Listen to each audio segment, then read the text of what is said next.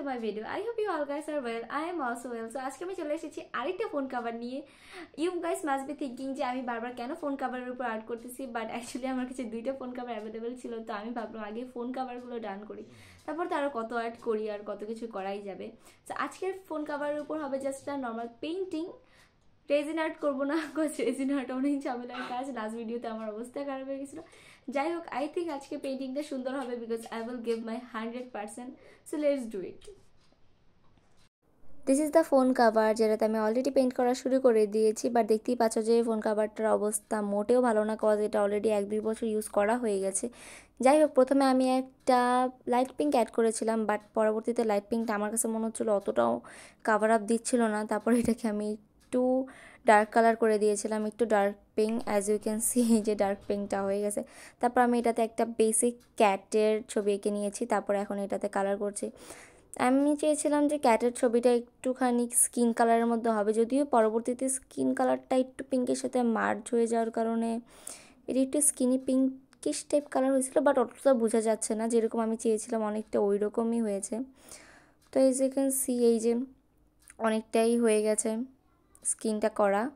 এরপর আমি বেসিকলি এটার যে চোখ মুখ নাক যা হবে ওইটা আঁকবো।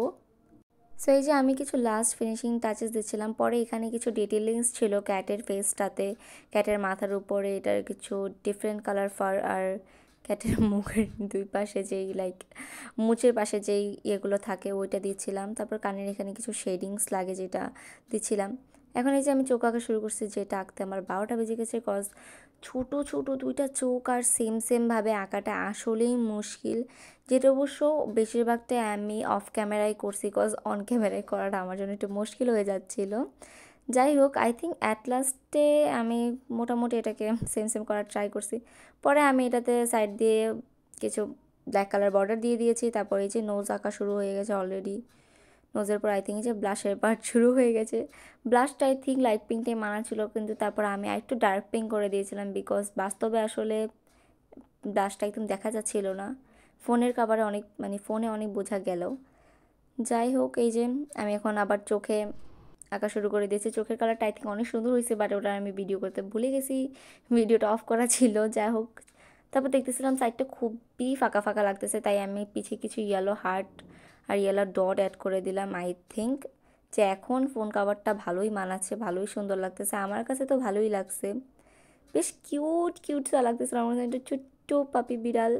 As you can see, this is the final look of this phone cover. I think this is the final look of this phone cover. So do let me know how you feel about this video.